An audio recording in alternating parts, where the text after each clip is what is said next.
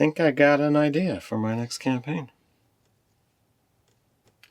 I don't know how I feel about this, Ted. Don't worry, you'll be armed with plenty of powerful artifacts. Ah, sweet! The Axe of Dwarvish Lords, the Book of Exalted Deeds. I love those. I was kind of thinking more fighting fire with fire. Like evil artifacts? Won't that damn our souls? You'll be fine. We should discuss the top 3 D&D artifacts that will damn your soul. Welcome to Nerdarchy. For nerds, by nerds. I'm Nerdarchy Dave, and as usual, I'm joined by this nerd. Nerdarchy Ted. Maybe it's your first time visiting Ted's Basement. It's a place where we'd like to discuss news, views, and homebrews for 5th edition Dungeons & Dragons. Sometimes we even talk about other role-playing games. So if you don't want to miss a single video, don't forget to hit that subscribe button and attune to that notification bell. Before we jump into this video, we want to thank our sponsor, Campfire Technologies. It's a great authoring tool. You can go over there, you can build your campaigns, you can tell your stories, you can organize everything. They've got timelines, they got encyclopedias, they've got all kinds of tools for writers and authors to put everything together. There's times that I'm prepping and planning for my sessions, and my notes are disorganized and what have you. So using a thing like Campfire Technologies allows you to put it all in there. Because they have all of these tools, things that you might not have thought of or things you might not have done might prompt you and get you moving in the right direction. And your games are going to be better because of it. They have a clean, intuitive design that's super easy to use. They also have a 10-day free trial. Just sign up. They also have an additional 10-day hassle-free money-back guarantee. So you can literally try this thing for 20 days. If you're not satisfied for any reason, you can say, nope, not going to use it, and they'll give you your money right back. You don't have to worry about it.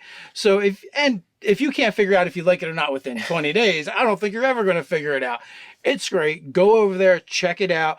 Start building your worlds over on Campfire Technologies. So we talk about fighting fire with fire.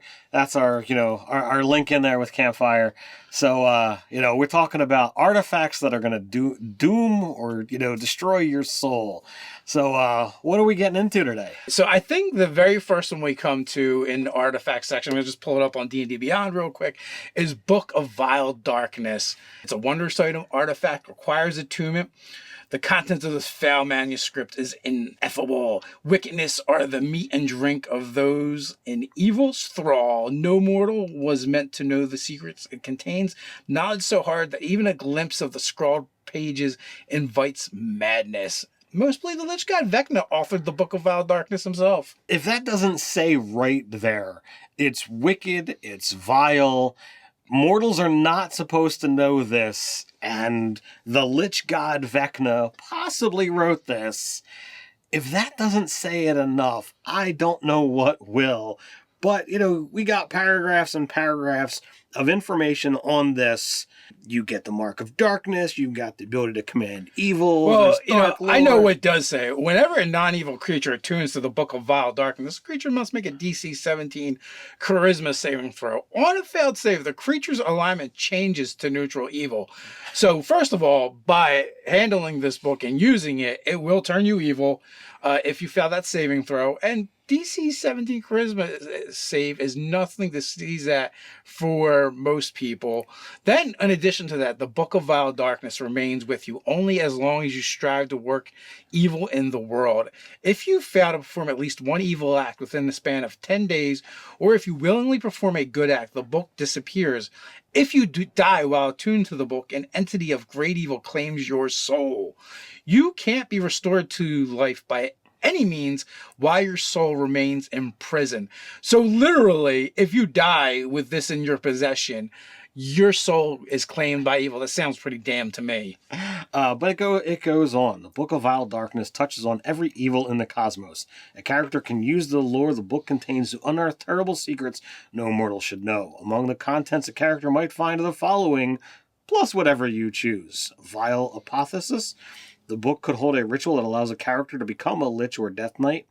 True names. The true name of any number of fiends might be in the book. And Dark Magic. Several spells of horrific evil the DM's design and choosing could be in the book. Spells could impose dreadful curses, disfigure others, require human sacrifice, afflict creatures with crippling pain, or spread vile plagues, and so on. And so on. You talked about the mark of darkness, which basically, you get this, you get a physical disfigurement as a hideous sign of your devotion to vile darkness. An evil rune might appear on your face. Your eyes might become glossy black, or horns might sprout from your forehead.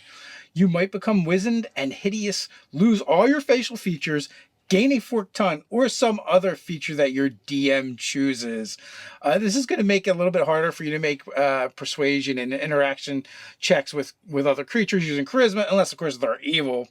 Then it's not so bad. You're going to get abilities like Command Evil, Dark Lore, Dark Speech. So then we get into things like Destroying the Book, which, artifacts like this are great in the sense that you can build a whole campaign around it. It isn't really something meant to give to your players to use, or it's not just a typical magic item.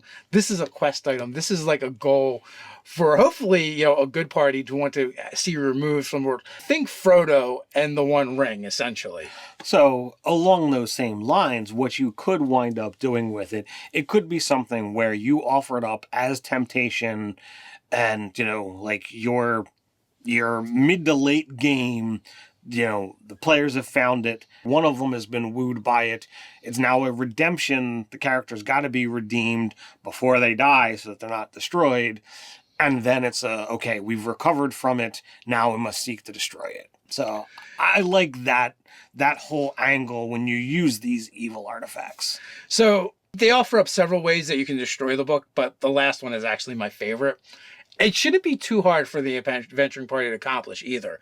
All they have to do, if all evil in the multiverse is wiped out, the book turns to dust and is destroyed forever. Yeah, just destroy everything evil on every single plane of existence. That's it. And it's done. Man, so that's simple. Right? So that is one of our items down. So next up we have that. We're going to group these two together because it's kind of a pair. But, either one of these by themselves are pretty nasty, and that is the eye and hand of Vecna, the very hand that may have penned that book we were just talking about. So, wondrous item, artifact, obviously it requires attunement. Seldom is the name of Vecna spoken except in hushed voices. Vecna was, in his time, one of the mightiest of all wizards. Through dark magic and conquest, he forged a terrible empire. For all his power, Vecna couldn't escape his own mortality. He began to fear death and take steps to prevent his end from ever coming about. Orcus, the demon prince of undeath, taught Vecna a ritual that will allow him to live on as a lich. Beyond death, he became the greatest of all liches. But the hand and eye of Vecna might be found together or separately. The eye looks like a bloodshot organ torn free from the socket. The hand is mummified and shriveled left extremity. In order to use either of these things, in order to attune it, you must sever your own hand and hold the stump, or hold the hand to your stump, or pull out your own eye and put the other one in. It doesn't say what happens if somebody else does it. It says that you have to do it yourself.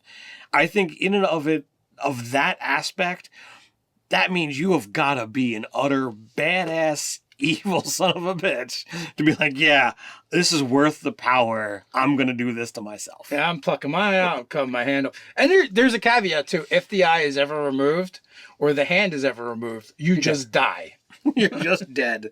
Yeah. I mean, you get a ton of powers from both of these things. It is utterly crazy, but yeah, I mean, then of course, like all the other ones, there's a whole thing on destroying it. If they're both attached to the same creature and that creature is slain by the sword of Kaz, both the eye and the hand burst into flame, turn to ash, and are destroyed forever. Any other attempt to destroy the eye or hand seems to work, but the artifact reappears in one of Vecna's many hidden vaults, where it waits to be rediscovered. And Kaz is an enemy of Vecna. The sword of Kaz is another artifact. But so there's a couple of things too, like properties of the eye. Your alignment changes to neutral evil, and you gain the following benefits. The hand is the same way. Your alignment goes to neutral evil. And listen, regardless of what anything else says here, and there are some other things that are said here, if something turns your alignment to evil, When you die, I think your soul is pretty much damned if you have an evil alignment. You're going to the plane of the naughty people. Yes. For sure. At least one of them. It's, depending upon, what, lore of the cosmos that you look at, but pretty much the staple of D&D, has been, there are, alignment planes. You can go to the plane of good or the plane of evil, and that is the afterlife. And when you die, that is where your soul goes to based on your alignment. So yeah, if you're evil when you die, that's where you go. So both the hand and an eye give you a bunch of spells that you can use per day, and they're set by charges, right? Which, yeah, they're cool and all, but I don't want to get into that. What I want to get into is each time you cast a spell from the eye, there's a 5% chance that vecna tears your soul from your body, devours it, and takes control of the body like a puppet. If this happens, you become an NPC under the DM's control. Oh, wait a minute. Yes, it will actually absolutely damn and destroy your soul. Yeah, your soul's not even damned. It is just obliterated. Every time you use this power, there's a 5% chance. How often are you rolling those natural ones? That's the same chances. That was the eye. Now here's the hand. Each time you cast a spell from the hand, it casts a suggestion spell on you. Save DC 18, demanding that you commit an evil act. The hand might have a specific act in mind, or leave it up to you. So these are just some of the specific abilities. All artifacts have their own abilities that you kind of choose from a menu. That are non-specific, and the hand and eye and vecna, they're the same. They're going to give you these major and minor beneficial properties, but they're also going to give you detrimental ones as well, which could be really, really bad or not so bad. So pulling up my DMG, the major detrimental properties, there's a percentile list, so clearly I'm not going to go through all of them, but I'll grab a couple. When you first attune to the artifact, it gives you a quest determined by the DM. You must complete this quest as if affected by a gaze spell.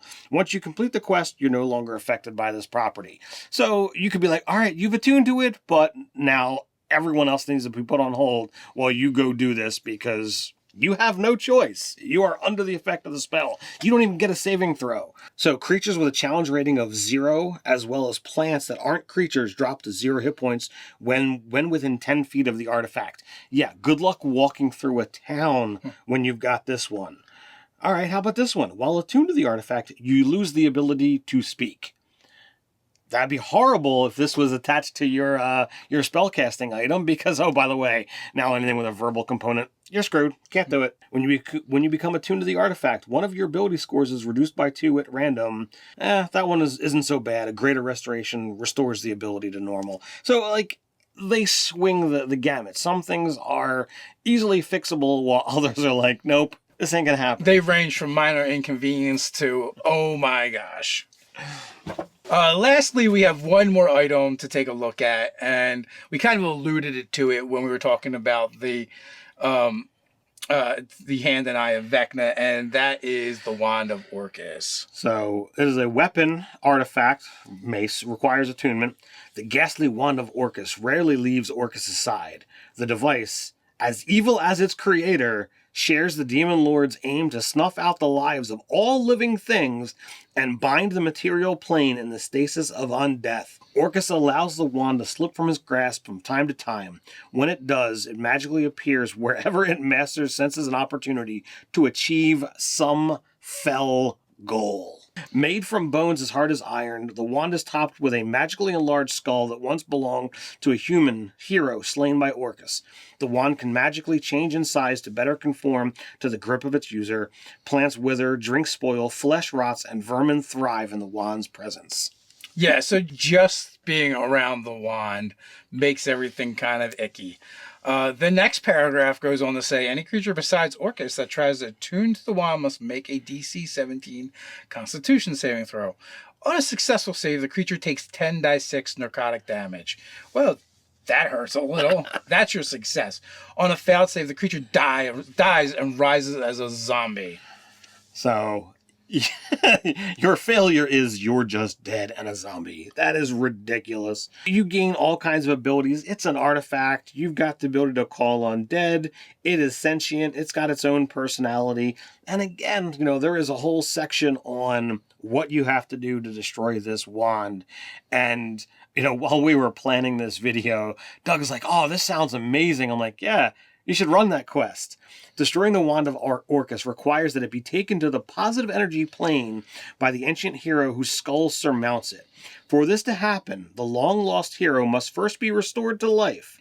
No easy task, given the fact that Orcus has imprisoned the hero's soul and keeps it hidden and well guarded. Bathing the wand in positive energy causes it to crack and explode, but unless the above conditions are met, the wand instantly reforms on Orcus's layer of the abyss. I'm like, oh my God. So you have to find the soul that's trapped and imprisoned and well guarded by Orcus's minions.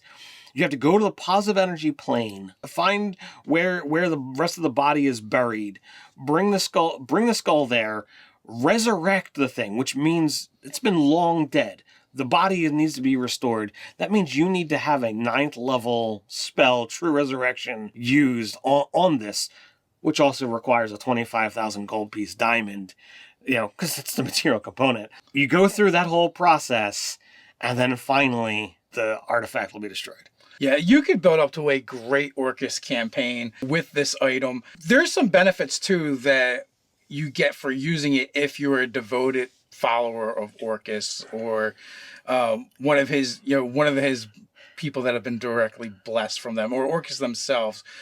It's worth pointing out, right? You get a bunch of spells, you get a bunch of cool abilities, but on the spells, you have 7 charges that you can use, and certain things like Animate Dead, 1 charge, Blight 2 charge, Circle of Death 3 charges, Finger of Death 3 charges, Power Word Kill 4 charges, Speak with Dead 1 charge.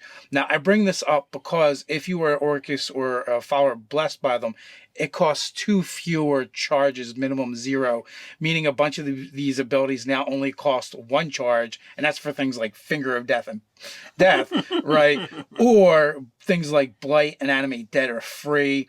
Just having it, you can call undead. You can calling forth as many of them as you can, divide up among 500 hit points each. That's for zombies and skeletons. The undead magically rise up from the ground or otherwise form in unoccupied spaces within 300 feet of you and obey your commands until they are destroyed or until dawn of the next day, when they collapse into animate piles of bones and rotted corpses. Once you use this property of the wand, you can't use it again until the next dawn. When you tune to the wand, Orcus can summon any kind of undead, not just skeleton and zombies. The undead don't perish or disappear at dawn. The following day remain until Orcus dismisses them. So in Orcus's hands, it is even more vicious and vile.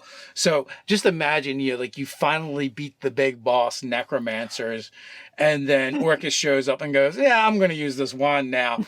And now you have to fight Orcus wielding his wand. His wand, and by wand, it's the frickin' mace that's sized perfectly for him, because that's just how that weapon works. So, yeah, if the ultimate tool of the demon lord, whose sole goal is to rid the mortal world of life and have everything replaced with undead, there's no positivity. Cosmos. I think he wants. Sorry, I think it's the Cosmos or multiverse. So yeah, remove it all of life and replace it all with the stasis of undeath. That's just what he wants. So how could the ultimate tool of something like that do anything good, in my opinion? Or do anything but damn your soul. So there's our 3 top picks.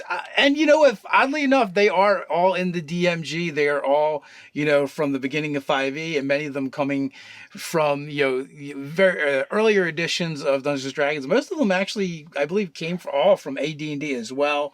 So that lore has all carried forth. Have you used these in your games? Are you planning on using them in your games? Does it inspire you to, make an entire game off of these or any of the other evil artifacts, in your world? As we said, there's a lot of things that could be taken and using a quest entirely on this. So we'd love to hear about it down in the comments. Before we go, we'd like to take a moment to invite you to join Nerdarchy, the adventuring party over on Patreon. What can they expect over there, Ted? We're creating products for 5th edition Dungeons & Dragons that players and DMs alike can drop right into their game. But that's not all. We do monthly giveaways, and our patrons are automatically entered. We do weekly hangouts with our patrons and more. So quest on down to the description, join the Nerdarchy adventuring party, and until next time, Stay nerdy.